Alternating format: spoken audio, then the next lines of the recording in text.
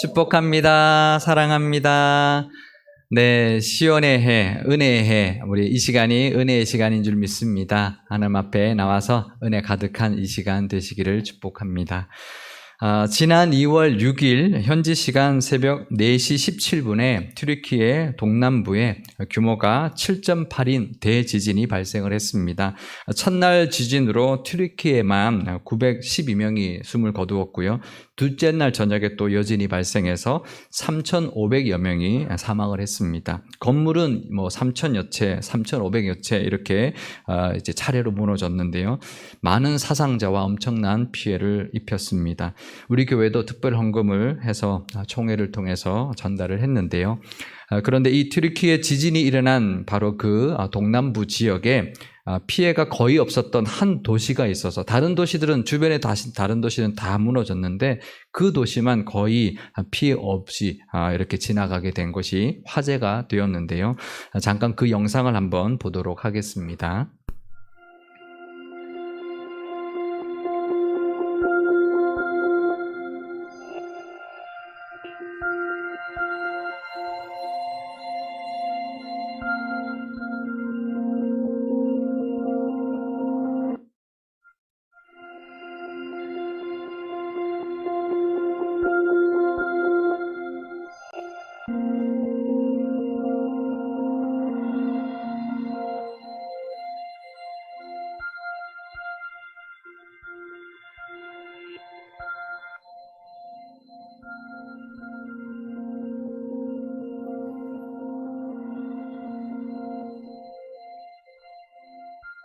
Ölümümüz yok, şükürler olsun Rabbime.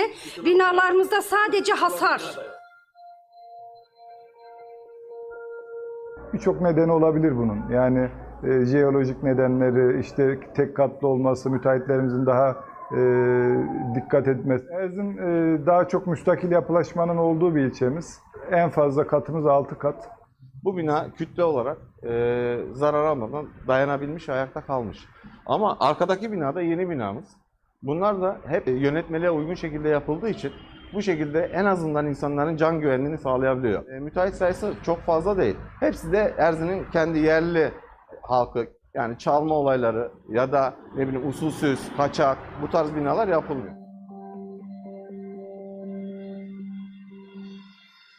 Ben ruhsatsız bina yapacağım, bana görmezden gel demeye çalıştım. Ben hiçbir şekilde de bunlara kendi adıma müsaade etmemeye çalıştım. 네, 여기까지 그만해도 되겠습니다. 에르진이라는 도시인데요. 사망자가 한 사람도 나오지 않았고 도시에 있는 탑의 상부만 조금 소실되고 개인 가정집 몇 채 정도 이렇게 피해를 본 정도로 그 피해가 아주 경미했습니다. 그 이유가 뭔지 이제 온 세계가 이제 관심을 보이고 이제 BBC 이제 방송에서 이제 나온 것인데요.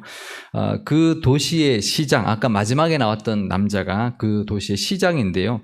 불법 건축을 눈 감아주지 않았고 철저하게 안전한 건물을 건축법에 따라 짓게 했기 때문이었다. 라는 것입니다. 아마 사실 쉽지는 않았을 겁니다.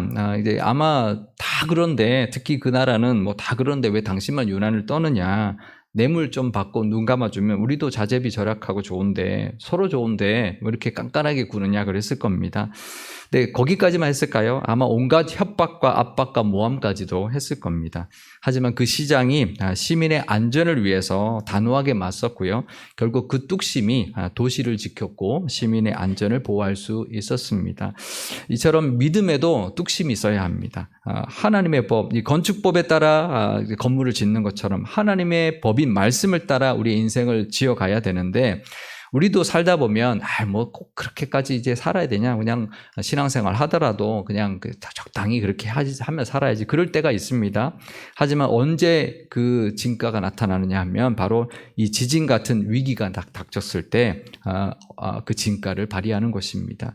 하나님의 말씀을 따라 정말 꿋꿋하게 뚝심을 가지고 살아가는 사람은 그 어떤 위기 가운데도 끄떡없이 하나님의 보호하심 아래 살아가게 될 것입니다. 믿음의 뚝심이 있으시기를 바랍니다. 믿음의 뚝심은 결국은 평소에는 잘 몰라요. 위기가 닥쳤을 때 그 진가를 발휘하게 될 것입니다. 우리도 우리 하나님의 은혜 가운데 그 뚝심 있게 살아가셔서 하나님의 능력을 경험하고 우리의 인생과 우리의 삶을 세워가시는 저와 여러분 되시기를 바랍니다. 요즘 우리는 예레미야 예가를 묵상하고 있는데요. 예레미야 이야기가 좀 짧고요. 이렇게 자주 우리가 묵상하는 그런 성경은 아닌데요. 이 예레미야 예가는 그렇게도 이스라엘의 멸망을 경고했지만 끝내 듣지 않았고 하나님의 말씀을 따라 살지 않았던 이스라엘 백성들 그리고 온갖 불법이 가득했던 예루살렘이 결국 멸망당한 바로 그 시점에 지은 슬픔의 노래들입니다. 예레미야 예가에는 총 5편의 예가가 실려 있는데요. 예레미야 예가가 5장으로 되어 있습니다. 그러니까 한 장당 한 편씩의 슬픔의 노래를 모아놓은 슬픔의 노래집입니다. 예레미야 예가는 이렇게 시작을 하는데요. 예레미야 예가 1장 1절 말씀입니다. 슬프다 이 성이여 전에는 사람들이 많더니 이제는 어찌 그리 적막하게 앉았는고 전에는 열국 중에 크던 자가 이제는 과부같이 되었고 전에는 열방 중에 공주였던 자가 이제는 강제 노동을 하는 자가 되었도다. 그러니까 예루살렘 성이 바벨론에게 함락을 당했고요. 그 아름답던 성과 성전이 다 무너지고 폐파되고 말았습니다. 또 백성들은 포로로 끌려가서 강제 노역을 하는 노예로 전락해버리고 말았던 것이죠. 그래서 그것을 슬퍼하면서 이 슬픔의 시들을 시작하는데요. 오늘 이 예가의 말씀을 우리에게 주시는 하나님의 뜻이 있을 줄 압니다. 이제 슬퍼해야 하는 것이죠. 믿는 자로서 과연 우리는 무엇을 슬퍼하며 살아야 하는지를 한번 생각해 보는 시간이 되면 좋겠습니다. 예루살렘이 멸망당한 것은 슬픈 일입니다. 그죠? 나라가 멸망당한 건 슬픈 일입니다. 그런데 우리가 단순히 예루살렘이 멸망당한 것 그 자체보다 더 슬퍼해야 할 것이 있다는 것을 알아야 합니다. 멸망당한 것이 슬프죠. 근데 그보다 더 슬퍼해야 할 것이 있다는 거죠. 그것은 바로 그들이 멸망당한 이유입니다. 왜 멸망당했을까? 그것을 슬퍼해야 하는 것이죠. 예레미야 예가 2장 1절 말씀입니다. 슬프다 주께서 어찌 그리 진노하사 딸 시온을 구름으로 덮으셨는가. 이스라엘의 아름다움을 하늘에서 땅에 던지셨으며 그의 진노의 날에 그의 발판을 기억하지 아니하셨도다. 예레미야 예가 2장은 예루살렘의 멸망은 바로 하나님의 진노하심 때문이었다라고 노래합니다. 딸 시온은 예루살렘을 말하는데요. 구름으로 덮으셨다라는 겁니다. 우리가 구름이라고 하면 출애굽기의 구름을 생각할 것입니다. 하나님의 임재와 영광을 상징하는데요. 그런데 예언서에서 구름은 심판을 상징합니다. 그래서 구름으로 덮었다라는 것은 하나님이 진노하셔서 그 심판이 예루살렘에 임했다라는 것이고요. 또 하나님이 이스라엘의 아름다움을 하늘에서 땅에 던지셨다라고 하는데 예루살렘이 아름다웠던 것, 예루살렘은 그 높은 산 꼭대기에 지어진 성읍이거든요. 그러니까 정말 아름답고 난공불락의 성읍인데 그것이 그렇게 아름답게 잘 보존될 수 있었던 것은 다 하나님의 은혜 때문이었습니다. 그런데 그 은혜를 저버렸으니 그 아름다움은 금세 사라지고 말았던 것이죠. 그 몇백 년의 아름다움이 이제는 다 무너지고 말았던 것입니다. 또 그 진노의 날에 그 발판을 기억하지 않으셨다라고 노래하는데요. 그의 발판이 뭘까요? 하나님의 보좌는 하늘에 있고 그 발판이 바로 이 땅에 있는 성전입니다. 그래서 그의 발판은 성전을 뜻하는데요. 그러니까 그날에 하나님께서 성전을 기억하지 않으셨다라는 것입니다. 그러니까 예루살렘을 버리고 성전을 기억하지 않으셨기 때문에 결국 이 예루살렘은 바벨론에게 멸망당하고 말았던 것이죠. 그 이유가 바로 그렇게도 선지자를 통하여 경고를 했지만 끝내 하나님께 돌아오지 않고 우상 숭배와 온갖 죄악에 빠져 있었기 때문입니다. 그런데 그들이 하나님을 떠나 우상에 빠져 있어도 예루살렘의 그 아름다움은 영원할 것이라 생각했습니다. 또 성전이 있으니 예루살렘은 절대 함락당하지 않을 것이라 생각했습니다. 그렇죠? 다른 도시는 다 함락당해도 이 예루살렘만큼은 성전이 있는데 절대 함락당하지 않을 것이다. 그렇게 여겼던 것이죠. 하지만 그것은 헛된 신념일 뿐이었습니다. 자기들은 하나님을 떠나서 우상 숭배에 빠져 있으면서 어찌 하나님이 여전히 자신들을 지켜줄 것이라고 생각했던 것은 착각이었던 것이죠. 그들의 신앙은 온갖 불법으로 가득한 건물과도 같은 것이었습니다. 자재 다 빼먹고 건축법 다 지키지 않고 온갖 불법으로 지어놓고는 지진이 와도 무너지지 않을 것이라고 바라는 것과 같은 모습이었던 것이죠. 제가 이 말씀을 묵상하면서요, 이 하나님의 은혜는 우리의 모든 것을 받쳐주는 기둥과 같은 것이구나라는 것을 깨닫게 되었습니다. 우리가 살아가고 있는 모든 것, 건강, 가정, 우리가 하는 일들, 하나님의 은혜가 받쳐주고 있기 때문에 지금 이렇게 잘 유지하고 있는 것입니다. 겉으로 아무리 화려해도요, 높게 쌓아 올린다 하더라도요, 그 건물을 받치고 있는 기둥이 부실하면 한순간에 무너져 내릴 수 있는 것입니다. 아무리 아름다운 건물이어도 소용없습니다. 아무리 높이 쌓아도 오히려 더 무너지기 쉬운 것입니다. 기둥이 부실하면요, 그 건물은 한순간에 순식간에 무너져서 폐허가 되고 말 것입니다. 우리의 모든 것을 지탱해주고 세워주는 것은 바로 기둥 같은 하나님의 은혜라는 것을 우리가 기억하실 수 있기를 바랍니다. 우리도 살다 보면 지진 같은 위기를 만날 때가 있죠. 하지만 그 위기 가운데서도 우리를 지켜주는 것, 바로 하나님의 은혜임을 잊지 마시기를 바랍니다. 그런데 우리도 정말 부족해서 연약해서 하나님의 은혜로 잘 살다 보면 잊어버려요. 이 모든 것이 하나님의 은혜다라는 것을 망각할 때가 있습니다. 하나님의 은혜를 잊어버리는 순간 우리가 이루는 것들이 얼마든지 무너질 수 있다는 것을 기억해야 합니다. 하나님의 은혜가 사라지면 마치 건물을 받치고 있던 기둥이 사라지는 것처럼 순식간에 무너져 내리는 것입니다. 모든 것이 다 하나님의 은혜입니다라고 하나님 앞에 감사하는 이 고백이 우리의 모든 것을 지탱해주는 기둥이 되어 줄 것입니다. 오늘 이 시간 지금 우리가 누리고 있는 모든 것들, 우리의 건강과 가정과 우리가 하는 모든 일, 우리 교회와 또 우리 앞에 있는 모든 것들이 다 하나님의 은혜 때문임을 기억하면서 하나님 앞에 감사하고 영광 돌리는 이 예배가 되시기를 바랍니다. 그런데 오늘 본문을 보면서요, 특별히 2절, 3절, 4절 이어가면서 무슨 생각이 들 수 있냐면, 특별히 4절에 보면 이렇게 말을 합니다. 하나님이 이스라엘에게 원수같이, 그러니까 하나님이 이스라엘에게 원수같이 화를 당기셨다. 또 하나님이 대적처럼 오른손을 들어서 이스라엘 백성들을 죽이셨다. 또 하나님의 그 노를 발해서 불처럼 이스라엘에게, 예루살렘에게 쏟으셨다라고 노래하고 있습니다. 이 부분을 보면 좀 의문이 들 수 있습니다. 아무리 하나님이 진노하셔도 그렇지 바벨론을 들어서 이스라엘을 치게 하는 것은 이해가 되지만 왜 하나님이 이스라엘의 대적이 되신 것처럼 이스라엘에게 그렇게 대하셨을까? 그런 의문이 들 수 있습니다. 괘씸해서 그랬을까요? 그렇게도 경고했는데도 돌아오지 않았으니 내가 너희들을 칠 것이다. 이래서 그랬을까요? 우리가 이런 하나님의 모습을 보면서 오해할 때가 있습니다. 하지만 그렇지 않습니다. 시편 118편 6절에서 7절 말씀입니다. 여호와는 내 편이시라. 내가 두려워하지 아니하리니 사람이 내게 어찌할까? 여호와께서 내 편이 되사 나를 돕는 자들 중에 계시니 그러므로 나를 미워하는 자들에게 보응하시는 것을 내가 보리로다. 그러니까 이 시편에서 하나님 내 편이라고 그러셨는데 하나님 늘 내 편 들어주셔야 되는 거 아닌가. 아무리 대적들이 나를 공격해도 하나님은 내 편 되어주셔서 지켜주시고 오히려 대적들을 물리쳐 주셔야 되는 거 아닌가. 그런데 때로는 우리도 하나님이 나의 대적이 되셔서 하나님이 오히려 나를 공격하는 것처럼 보일 때가 있습니다. 하나님까지도 나의 대적이 된 것처럼 느껴질 때가 있는 것입니다. 과연 그럴까요? 어떠신가요? 그럴 때가 있지 않나요? 결론부터 말씀드리면요. 절대 그렇지 않습니다. 하나님은 절대 우리의 대적이 되지 않으십니다. 하나님은 언제나 내 편이 되시는 분이십니다. 그걸 믿을 수 있어야 합니다. 그걸 믿어야 합니다. 하나님 늘 내 편이시다. 그것을 믿어야 합니다. 그러면 왜 예레미야가 이렇게 노래했을까요? 다른 사람도 아니고 선지자 예레미야가 왜 이렇게 노래했을까요? 하나님이 원수같이 이스라엘을 화를 당기셨고 대적처럼 오른손을 들어서 이스라엘 사람들을 하나님이 죽이셨고 하나님이 그 노를 불처럼 이스라엘에게 쏟으셨다고 왜 이 예레미야가 그렇게 슬퍼하며 노래했을까요?